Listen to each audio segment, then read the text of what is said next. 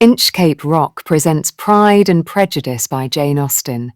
This episode is part of our ongoing series, bringing each chapter of Elizabeth Bennet's story to life. Sit back, relax, and let the words carry you through a journey into a world both strange and familiar. Let's begin. Chapter 11. Chapter 11. When the ladies removed after dinner, Elizabeth ran up to her sister and, seeing her well guarded from cold, attended her into the drawing-room, where she was welcomed by her two friends with many professions of pleasure. And Elizabeth had never seen them so agreeable as they were during the hour which passed before the gentlemen appeared. Their powers of conversation were considerable. They could describe an entertainment with accuracy, relate an anecdote with humour, and laugh at their acquaintance with spirit. But when the gentlemen entered, Jane was no longer the first object. Miss Bingley's eyes were instantly turned toward Darcy, and she had something to say to him before he had advanced many steps. He addressed himself to Miss Bennet with a polite congratulation. Mr. Hurst also made her a slight bow and said he was very glad, but diffuseness and warmth remained for Bingley's salutation.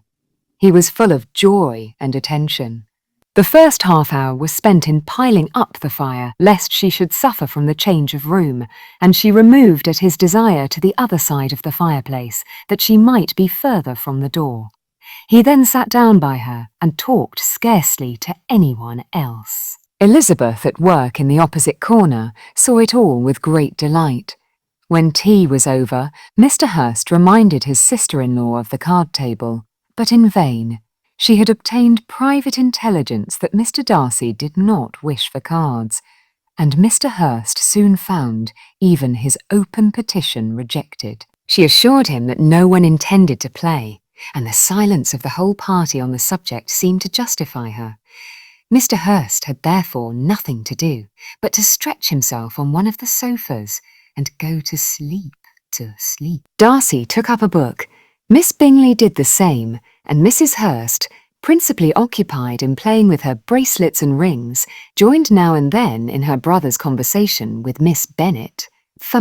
Miss Bingley's attention was quite as much engaged in watching Mr. Darcy's progress through his book as in reading her own, and she was perpetually either making some inquiry or looking at his page. She could not win him, however, to any conversation. He merely answered her question and read on. At length, quite exhausted by the attempt to be amused with her own book, which she had only chosen because it was the second volume of his, she gave a great yawn and said, "How pleasant it is to spend an evening in this way. I declare after all there is no enjoyment like reading. How much sooner one tires of anything than of a book. When I have a house of my own, I shall be miserable if I have not an excellent library." No one made any reply. She then yawned again, threw aside her book, and cast her eyes round the room in quest for some amusement. When hearing her brother mentioning a ball to Miss Bennet, she turned suddenly towards him and said, "By the by, Charles, are you really serious in meditating a dance at Netherfield? I would advise you, before you determine on it, to consult the wishes of the present party. I am much mistaken if there are not some among us to whom a ball would be rather a punishment than a pleasure." "If you mean Darcy," cried her brother, "he may go to bed, if he chooses, before it begins, but as for the ball, it is quite a settled thing, and as soon as Nichols has made white soup enough, I shall send round my cards." "I should like balls infinitely better," she replied, "if they were carried on in a different manner. But there is something insufferably tedious in the usual process of such a meeting. It would surely be much more rational if conversation instead of dancing were made the order of the day. Much more rational, my dear Caroline, I dare say, but it would not be near so much like a ball." Miss Bingley made no answer, and soon afterwards she got up and walked about the room. Her figure was elegant, and she walked well, but Darcy, at whom it was all aimed, was still inflexibly studious. In the desperation of her feelings, she resolved on one effort more, and turning to Elizabeth said, "Miss Eliza Bennet, Let me persuade you to follow my example and take a turn about the room. I assure you it is very refreshing after sitting so long in one attitude." Elizabeth was surprised, but agreed to it immediately. Miss Bingley succeeded no less in the real object of her civility. Mr. Darcy looked up. He was as much awake to the novelty of attention in that quarter as Elizabeth herself could be, and unconsciously closed his book. He was directly invited to join their party, but he declined it, observing that he could imagine but two motives for their choosing to walk up and down the room together, with either of which motives his joining them would interfere.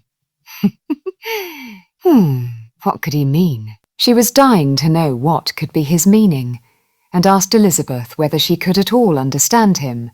"Not at all," was her answer, "but depend upon it, he means to be severe on us, and our surest way of disappointing him will be to ask nothing about it." Miss Bingley, however, was incapable of disappointing Mr. Darcy in anything, and persevered, therefore, in requiring an explanation of his two motives. "I have not the smallest objection to explaining them," said he, as soon as she allowed him to speak. "You either choose this method of passing the evening because you are in each other's confidence and have secret affairs to discuss, or because you are conscious that your figures appear to the greatest advantage in walking. If the first, I would be completely in your way, and if the second, I can admire you much better as I sit by the fire." "Oh, shocking!" cried Miss Bingley. "I never heard anything so abominable.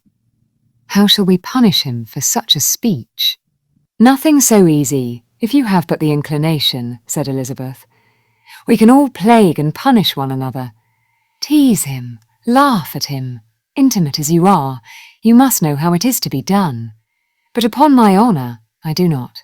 I do assure you that my intimacy has not yet taught me that. Tease calmness of manner and presence of mind. No, no, feel he may defy us there. And as to laughter, we will not expose ourselves, if you please, by attempting to laugh without a subject. Mr. Darcy may hug himself." "Mr. Darcy is not to be laughed at," cried Elizabeth. "That is an uncommon advantage, and uncommon I hope it will continue, for it would be a great loss to me to have many such acquaintances. I dearly love a laugh. Miss Bingley," said he, "has given me more credit than can be. The wisest and the best of men, nay, the wisest and best of their actions, may be rendered ridiculous by a person whose first object in life is a joke." "Certainly," replied Elizabeth, "there are such people, but I hope I am not one of them. I hope I never ridicule what is wise and good.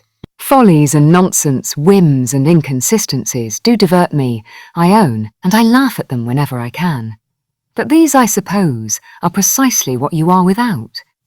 Perhaps that is not possible for anyone. But it has been the study of my life to avoid those weaknesses which often expose a strong understanding to ridicule, such as vanity and pride. Yes, vanity is a weakness indeed, but pride, where there is a real superiority of mind, pride will be always under good regulation." Elizabeth turned away to hide a smile.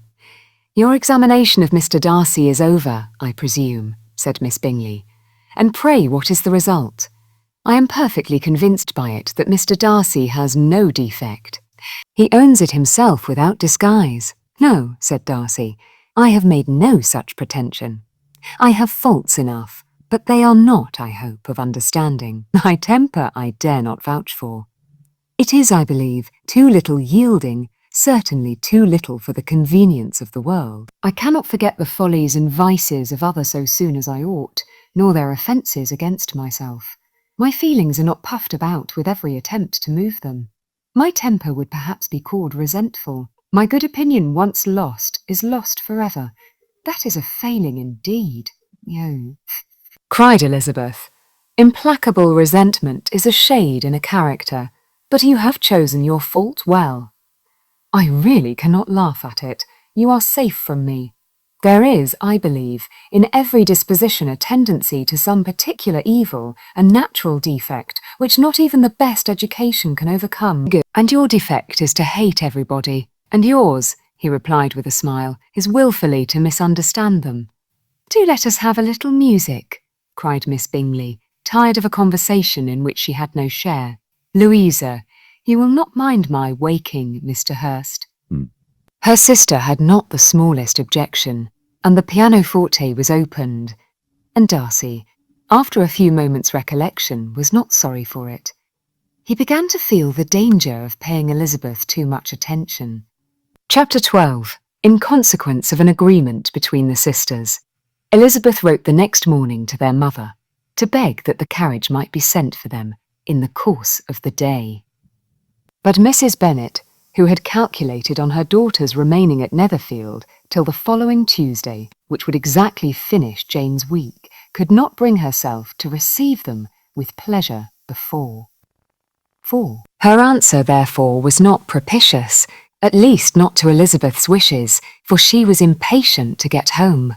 Mrs. Bennet sent them word that they could not possibly have the carriage before Tuesday, and in her postscript it was added that if Mr. Bingley and his sister pressed them to stay longer, she could spare them very well. Against staying longer, however, Elizabeth was positively resolved, nor did she much expect it would be asked, and fearful, on the contrary, as being considered as intruding themselves needlessly long, she urged Jane to borrow Mr. Bingley's carriage immediately, and at length it was settled that their original design of leaving Netherfield that morning should be mentioned, and the request made. The communication excited many professions of concern, and enough was said of wishing them to stay at least till the following day to work on Jane. Until the morrow their going was deferred. Miss Bingley was then sorry that she had proposed the delay, for her jealousy and dislike of one sister much exceeded her affection for the other. The master of the house heard with real sorrow that they were to go so soon, and repeatedly tried to persuade Miss Bennet that it would not be safe for her, that she was not enough recovered, but Jane was firm where she felt herself to be right. To Mr. Darcy it was welcome intelligence. Elizabeth had been at Netherfield long enough. She attracted him more than he liked, and Miss Bingley was uncivil to her, and more teasing than usual to himself. He wisely resolved to be particularly careful, that no sign of admiration should now escape him, nothing that could elevate her with the hope of influencing his felicity. Sensible that if such an idea had been suggested, his behaviour during the last day must have material weight in confirming or crushing it. Steady to his purpose, he scarcely spoke 10 words to her through the whole of Saturday, and though they were at one time left by themselves for half an hour, he adhered most conscientiously to his book, and would not even look at her. On Sunday, after morning service, the separation, so agreeable to almost all, took place. Miss Bingley's civility to Elizabeth increased at last very rapidly, as well as her affection for Jane, and when they parted, after assuring the latter of the pleasure it would always give her to see her either at Longbourn or Netherfield, and embracing her most tenderly, she even shook hands with the Queen. The former. Elizabeth took leave of the whole party in the liveliest of spirits. They were not welcomed home very cordially by their mother. Mrs. Bennet wondered at their coming, and thought them very wrong to give so much trouble, and was sure Jane would have caught cold again. But their father, though very laconic in his expressions of pleasure, was really glad to see them. He had felt their importance in the family circle. The evening conversation, when they were all assembled, had lost much of its animation, and almost all its sense by the absence of Jane and Elizabeth. They found Mary, as usual, deep in the study of thorough base and human nature, and had some extracts to admire, and some new observations of threadbare morality to listen to. Catherine and Lydia had information for them of a different sort. Much had been done, and much had been said in the regiment since the preceding Wednesday. Several of the officers had dined lately with their uncle, a private had been flogged, and it had actually been hinted that Colonel Forster was going to be married. Chapter 13. I hope, my dear, said Mr. Bennet to his wife, as they were at breakfast the next morning, that you have ordered a good dinner today, because I have reason to expect an addition to our family party. Who do you mean, my dear? I know of nobody that is coming, I am sure, unless Charlotte Lucas should happen to call in, and I hope my dinners are good enough for her. I do not believe she often sees such at home. The person of whom I speak is a gentleman and a stranger." Mrs. Bennet's eyes sparkled. "A gentleman and a stranger. It is Mr. Bingley, I am sure. Well, I am sure I shall be extremely glad to see Mr. Bingley. But, good Lord, how unlucky! There is not a bit of fish to be got today. Lydia, my love, ring the bell. I must speak to Hill this moment." "It is not Mr. Bingley," said her husband. "It is a person whom I never saw in the whole course of my life." This roused a general astonishment, and he had the pleasure of being eagerly questioned by his wife and his 5 daughters at once. After amusing himself some time with their curiosity, he thus explained: "About a month ago I received this letter, and about a fortnight ago I answered it, for I thought it a case of some delicacy and requiring early attention. It is from my cousin, Mr. Collins, who, when I am dead, may turn you all out of this house as soon as he pleases." "Oh, my dear," cried his wife, "I cannot bear to hear that mentioned." "Pray do not talk of that odious man. I do think it is the hardest thing in the world that your estate should be entailed away from your own children, and I am sure, if I had been you, I should have tried long ago to do something or other about it."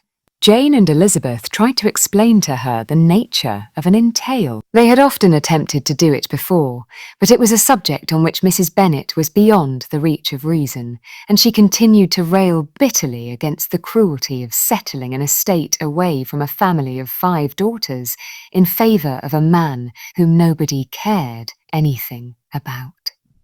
"It certainly is a most iniquitous affair," said Mr. Bennet, "and nothing can clear Mr. Collins from the guilt of inheriting Longbourn.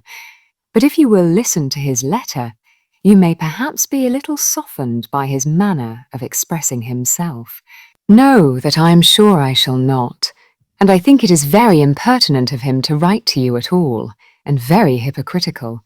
I hate such false friends. Why could he not keep on quarrelling with you, as his father did before him?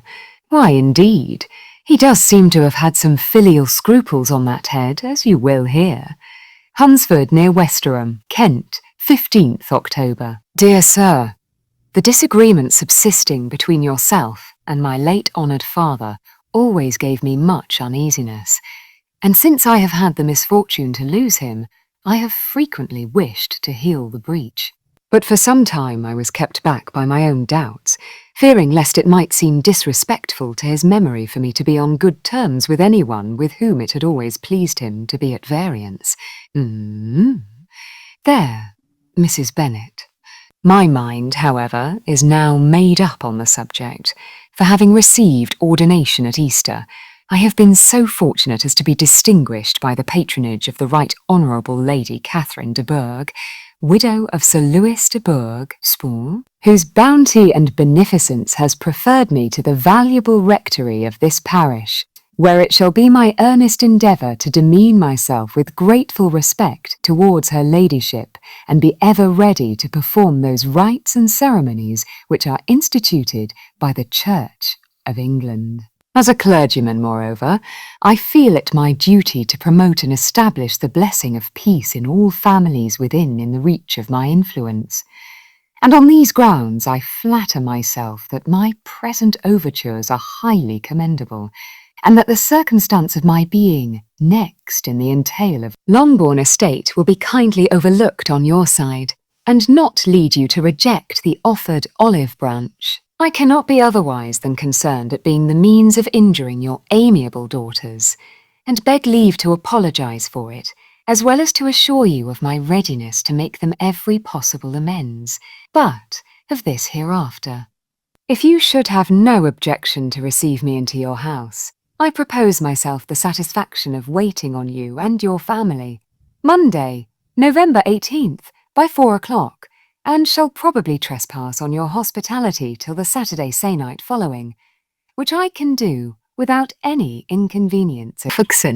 As Lady Catherine is far from objecting to my occasional absence on a Sunday, provided that some other clergyman is engaged to do the duty of the day, I remain, dear sir, with respectful compliments to your lady and daughters, your well-wisher and friend, William Collins.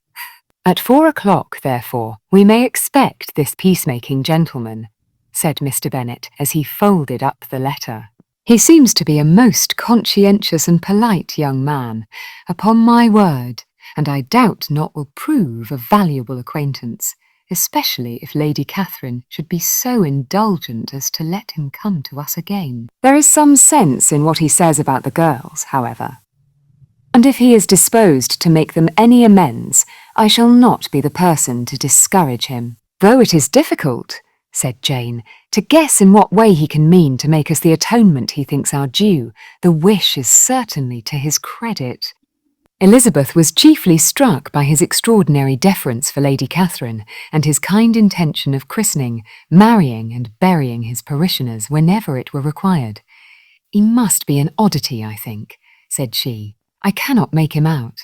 There is something very pompous in his style. And what can he mean by apologising for being next in the entail? We cannot suppose he would help it if he could. Could he be a sensible man, sir? No, my dear, I think not. I have great hopes of finding him quite the reverse. There is a mixture of servility and self-importance in his letter, which promises well. I am impatient to see him. In point of composition, said Mary, the letter does not seem defective. The idea of the olive branch perhaps is not wholly new, yet I think it is well expressed. To Catherine and Lydia, neither the letter nor its writer were in any degree interesting. It was next to impossible that their cousin should come in a scarlet coat, and it was now some weeks since they had received pleasure from the society of a man in any other colour. As for their mother, Mr. Collins's letter had done away much of her ill will, and she was preparing to see him with a degree of composure which astonished her husband and daughters. Mr. Collins was punctual to his time, and was received with great politeness by the whole family. Mr. Bennet indeed said little, but the ladies were ready enough to talk, and Mr. Collins seemed neither in need of encouragement, nor inclined to be silent himself. He was a tall, heavy-looking young man of 25. His air was grave and stately, and his manners were very formal. He had not been long seated before he complimented Mrs. Bennet on having so fine a family of daughters, said he had heard much of their beauty, but that in this instance fame had fallen short of the truth, and added that he did not doubt her seeing them all in due time disposed of in marriage. This gallantry was not much to the taste of some of his hearers, but Mrs. Bennet, who quarrelled with no compliments, answered most readily, "You are very kind, I am sure, and I wish with all my heart it may prove so, for else they will be destitute enough. Things are settled so oddly." "You allude perhaps to the entail of this estate." "Ah, sir, I do indeed. It is a grievous affair to my poor girls, you must confess. Not that I mean to find fault with you, for such things I know are all chance in this world. There is no knowing how estates will go when once they come to be entailed. I am very sensible, madam, of the hardship to my fair cousins, and could say much on the subject, but that I am cautious of appearing forward and precipitate. But I can assure the young ladies that I come prepared to admire them. At present I will not say more, but perhaps, when we are better acquainted." He was interrupted by a summons to dinner, and the girls smiled on each other. They were not the only objects of Mr. Collins's admiration. The hall, the dining-room, and all its furniture were examined and praised, and his commendation of everything would have touched Mrs. Bennet's heart, but for the mortifying supposition of his viewing it all as his own future property. The dinner, too, in its turn, was highly admired, and he begged to know to which of his fair cousins the excellency of its cooking was owing. But he was set right there by Mrs. Bennet, who assured him with some asperity that they were very well able to keep a good cook, and that her daughters had nothing to do in the kitchen. He begged pardon for having displeased her. In a softened tone, she declared herself not at all offended, but he continued to apologise for about a quarter of an hour. Chapter 14. During dinner, Mr. Bennet scarcely spoke at all. But when the servants were withdrawn, he thought it time to have some conversation with his guest, and therefore started a subject in which he expected him to shine, by observing that he seemed very fortunate in his patroness. Lady Catherine de Bourgh's attention to his wishes and consideration for his comfort appeared very remarkable. Mr. Bennet could not have chosen better. Mr. Collins was eloquent in her praise. The subject elevated him to more than usual solemnity of manner, and with a most important aspect, he protested that he had never in his life witnessed such behaviour in a person of rank, such affability and condescension, as he had himself experienced from Lady Catherine. She had been graciously pleased to approve of both of the discourses which he had already had the honour of preaching before her. She had also asked him twice to dine at Rosings, and had sent for him only the Saturday before to make up her pool of quadrille in the evening. Lady Catherine was reckoned proud by many people he knew, but he had never seen anything but affability in her. She had always spoken to him as she would to any other gentleman. She made not the smallest objection to his joining in the society of the neighbourhood, nor to his leaving the parish occasionally for a week or two, to visit his relations. She had even condescended to advise him to marry as soon as he could, provided he chose with discretion, and had once paid him a visit in his humble parsonage, where she had perfectly approved all the alterations he had been making, and had even vouchsafed to suggest some herself. Some shelves in the closet upstairs. That is all very proper and civil, I am sure, said Mrs. Bennet, and I dare say she is a very agreeable woman. It is a pity that great ladies in general are not more like her. Does she live near you, sir? The garden in which stands my humble abode is separated only by a lane from Rosings Park, her ladyship's residence. I think you said she was a widow, sir? Has she any family? She has only one daughter, the heiress of Rosings, and a very extensive property. Said Mrs. Bennet, shaking her head. Then she is better off than many girls. And what sort of young lady is she? Is she handsome? She is a most charming young lady indeed. Lady Catherine herself says that, in point of true beauty, Miss de Bourgh is far superior to the handsomest of her sex, because there is that in her features which marks the young lady of distinguished birth. She is unfortunately of a sickly constitution, which has prevented her from making that progress in many accomplishments which she could not have otherwise failed of, as I am informed by the lady who superintended her education and who still resides with them. But she is perfectly amiable, and often condescends to drive by my humble abode in her little phaeton and ponies. Has she been presented? I do not remember her name among the ladies at court.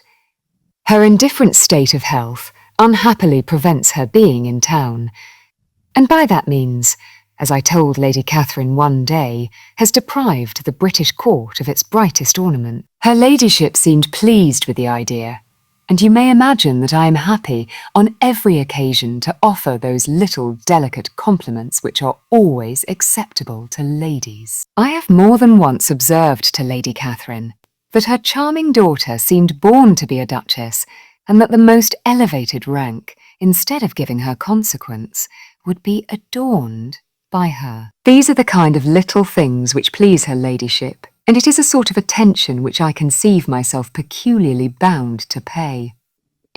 You judge very properly, said Mr. Bennet, and it is happy for you that you possess the talent of flattering with delicacy. May I ask whether these pleasing attentions proceed from the impulse of the moment, or are the result of previous study? They arise chiefly from what is passing at the time, and though I sometimes amuse myself with suggesting and arranging such little elegant compliments as may be adapted to ordinary occasions, I always wish to give them as unstudied an air as possible. Mr. Bennet's expectations were fully answered. His cousin was as absurd as he had hoped, and he listened to him with the keenest enjoyment, maintaining at the same time the most resolute composure of countenance, and except in an occasional glance at Elizabeth, requiring no partner in his pleasure.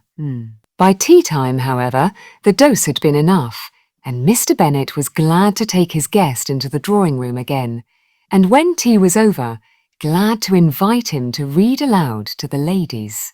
Mr. Collins readily assented, and a book was produced. But, on beholding it, for everything announced it to be from a circulating library, he started back, and begging pardon, protested that he never read novels. Kitty stared at him, and Lydia exclaimed. Other books were produced, and after some deliberation he chose Fordyce's Sermon. Lydia gaped as he opened the volume, and before he had, with very monotonous solemnity, read 3 pages, she interrupted him with, "Do you know, Mamma, that my Uncle Phillips talks of turning away Richard, and if he does, Colonel Forster will hire him. My aunt told me so herself on Saturday. She'll walk to Meryton tomorrow to hear more about it, and to ask when Mr. Denny comes back from town." Lydia was bid by her 2 eldest sisters to hold her tongue, but Mr. Collins, much offended, laid aside his book and said, "I have often observed how little young ladies are interested by books of a serious stamp, though written solely for their benefit. It amazes me, I confess, for certainly there can be nothing so advantageous to them as instruction. But I will no longer importune my young cousin." Then turning to Mr. Bennet, he offered himself as his antagonist at backgammon. Mr. Bennet accepted the challenge, observing that he acted very wisely in leaving the girls to their own trifling amusements.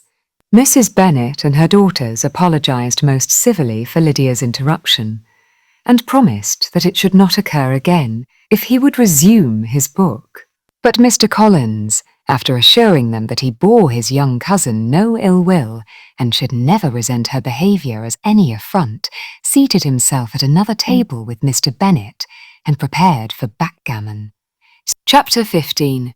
Mr. Collins was not a sensible man, and the deficiency of nature had been but little assisted by education or society, the greatest part of his life having been spent under the guidance of an illiterate and miserly father. And though he belonged to one of the universities, he had merely kept the necessary terms without forming at it any useful acquaintance. The subjection in which his father had brought him up had given him originally great humility of manner, but it was now a good deal counteracted by the self-conceit of a weak head, living in retirement, and the consequential feelings of early and unexpected prosperity. A fortunate chance had recommended him to Lady Catherine de Bourgh when the living of Hunsford was vacant, and the respect which he felt for her high rank, and his veneration for her as his patroness, mingling with a very good opinion of himself, of his authority as a clergyman. Rector made him altogether a mixture of pride and obsequiousness, self-importance and humility. Having now a good house and a very sufficient income, he intended to marry, and in seeking a reconciliation with the Longbourn family, he had a wife in view, as he meant to choose one of the daughters, if he found them as handsome and amiable as they were represented by common report. This was his plan of amends, of atonement, for inheriting their father's estate, and he thought it an excellent one, full of eligibility and suitableness, and excessively generous and disinterested on his own part. His plan did not vary on seeing them. Miss Bennet's lovely face confirmed his views, and established all his strictest notions of what was due to seniority, and for the first evening she was his settled choice.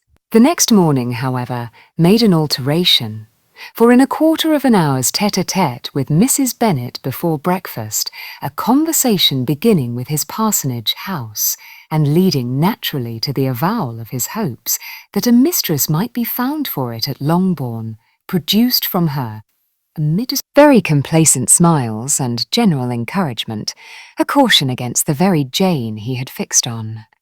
As to her younger daughters, she could not take upon her to say, she could not positively answer, but she did not know of any prepossession. Her eldest daughter, she must just mention, she felt it incumbent on her to hint, was likely to be very soon engaged. Mr. Collins had only to change from Jane to Elizabeth, and it was soon done while Mrs. Bennet was stirring the fire. Elizabeth, equally next to Jane in birth and beauty, succeeded her, of course. Mrs. Bennet treasured up the hint, and trusted that she might soon have 2 daughters married, and the man whom she could not bear to speak of the day before was now high in her good graces. Lydia's intention of walking to Meryton was not forgotten. Every sister except Mary agreed to go with her, and Mr. Collins was to attend them at the request of Mr. Bennet, who was most anxious to get rid of him and have his library to himself. For thither Mr. Collins had followed him after breakfast, and there he would continue, nominally engaged with one of the largest folios in the collection, but really talking to Mr. Bennet, with little cessation, of his house and garden at Hunsford. Such doings discomposed Mr. Bennet exceedingly. In his library he had been always sure of leisure and tranquillity, and though prepared, as he told Elizabeth, to meet with folly and conceit in every other room of the house, he was used to be free from them there. Civility, therefore, was most prompt in inviting Mr. Collins to join his daughters in their walk. And Mr. Collins, being in fact much better fitted for a walker than a reader, was extremely pleased to close his large book and go. Pompous nothings on his side, and civil assents on that of his cousins, their time passed till they entered Meryton. The attention of the younger ones was then no longer to be gained by him. Their eyes were immediately wandering up in the street in quest of the officers, and nothing less than a very smart bonnet indeed, or a really new muslin in a shop window, could recall them. The attention of every lady was soon caught by a young man, whom they had never seen before, of most gentlemanlike appearance, walking with another officer on the other side of the way. The officer was the very Mr. Denny, concerning whose return from London Lydia came to inquire, and he bowed as they passed. All were struck with the stranger's air, all wondered who he could be, and Kitty and Lydia, determined if possible to find out, led the way across the street, under pretence of wanting something in an opposite shop, and fortunately had just gained the pavement when the 2 gentlemen, turning back, had reached the same spot. Mr. Denny addressed them directly, and entreated permission to introduce his friend, Mr. Wickham, who had returned with him the day before from town, and he was happy to say had accepted a commission in their corps. This was exactly as it should be, for the young man wanted only regimentals to make him completely charming. His appearance was greatly in his favour. He had all the best part of beauty, a fine countenance, a good figure, and very pleasing address. The introduction was followed up on his side by a happy readiness of conversation, a readiness at the same time perfectly correct and unassuming, and the whole party were still standing and talking together very agreeably, when the sound of horses drew their notice, and Darcy and Bingley were seen. Riding down the street, on distinguishing the ladies of the group, the 2 gentlemen came directly towards them, and began the usual civilities. Bingley was the principal spokesman, and Miss Bennet the principal object. He was then, he said on his way to Longbourn on purpose to inquire after her. Mr. Darcy corroborated it with a bow, and was beginning to determine not to fix his eyes on Elizabeth when they were suddenly arrested by the sight of the stranger, and Elizabeth, happening to see the countenance of both as they looked at each other, was all astonishment at the effect of the meeting. Both changed colour. One looked white, the other red. Mr. Wickham, after a few moments, touched his hat, a salutation which Mr. Darcy just deigned to return. What could be the meaning of it? It was impossible to imagine. It was impossible not to long to know. In another minute, Mr. Bingley, but without seeming to have noticed what passed, took leave and rode on with his friend, Mr. Denny and Mr. Wickham walked with the young ladies to the door of Mr. Phillips's house, and then made their bows, in spite of Miss Lydia's pressing entreaties that they should come in, and even in spite of Mrs. Phillips's throwing up the parlour window and loudly seconding the invitation. Mrs. Phillips was always glad to see her nieces, and the 2 eldest, from their recent absence, were particularly welcome, and she was eagerly expressing her surprise at their sudden return home. which, as their own carriage had not fetched them, she should have known nothing about, if she had not happened to see Mr. Jones's shop boy in the street, who had told her that they were not to send any more drafts to Netherfield because the Miss Bennets were come away, when her civility was claimed towards Mr. Collins by Jane's introduction of him. She received him with her very best politeness, which he returned with as much more, apologising for his intrusion, without any previous acquaintance with her, which he could not help flattering himself, however, might be justified by his relationship to the young ladies who introduced him to her notice. Mrs. Phillips was quite awed by such an excess of good breeding, but her contemplation of one stranger was soon put to an end by exclamations and inquiries about the other, of whom, however, she could only tell her nieces what they already knew, that Mr. Denny had brought him from London, and that he was to have a lieutenant's commission in the Kaya. She had been watching him the last hour, she said, as he walked up and down the street, and had Mr. Wickham appeared, Kitty and Lydia would certainly have continued the occupation, but, unluckily, no one passed windows now except a few of the officers, who, in comparison with the stranger, were become stupid, disagreeable fellows. Some of them were to dine with the Phillipses the next day, and their aunt promised to make her husband call on Mr. Wickham and give him an invitation also, if the family from Longbourn would come in the evening. This was agreed to, and Mrs. Phillips protested that they would have a nice, comfortable, noisy game of lottery tickets and a little bit of hot supper afterwards. The prospect of such delights was very cheering, and they parted in mutual good spirits. Mr. Collins repeated his apologies in quitting the room, and was assured with unwearying civility that they were perfectly needless. As they walked home, Elizabeth related to Jane what she had seen pass between the two gentlemen, but though Jane would have defended either or both had they appeared to be in the wrong, she could no more explain such behaviour than her sister. Mr. Collins on his return highly gratified Mrs. Bennet by admiring Mrs. Phillips's manners and politeness. He protested that, except Lady Catherine and her daughter, he had never seen a more elegant woman, for she had not only received him with the utmost civility, but even pointedly included him in her invitation for the next evening, although utterly unknown to her before. Something, he supposed, might be attributed to his connection with them, but yet he had never met with so much attention in the whole course of his life. Thank you. Thank you for listening to this complete audiobook rendition of Pride and Prejudice by Jane Austen. We hope this journey through the wit, romance and timeless social commentary of Austen's beloved classic has left you both entertained and inspired. This episode is part of our ongoing series, bringing each chapter of Elizabeth Bennet's story to life. We invite you to continue with the next parts of this unforgettable tale, where love, pride and prejudice intertwine in ways that still resonate today. Tell us what you'd like to hear next, and be sure to explore other timeless stories presented by Inchcape Rock.